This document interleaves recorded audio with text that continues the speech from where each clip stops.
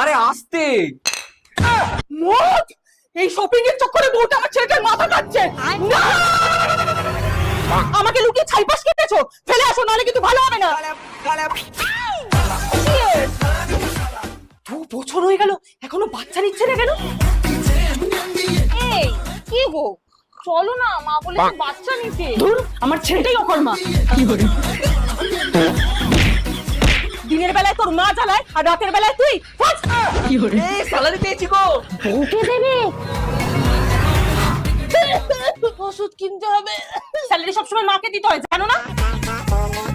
তাহলে তোমার শপিং তো করবই, কিন্তু ইএমআই তে, আর কাটবে বুড়ির অ্যাকাউন্ট থেকে। বাহ, বাপের বাড়িতে জিনিস না আমার ফটো নিয়ে যাচ্ছে। এই তো বাপের বাড়ি থেকে এসছে। গয়নাগাটি সব তো ঠিকই আছে।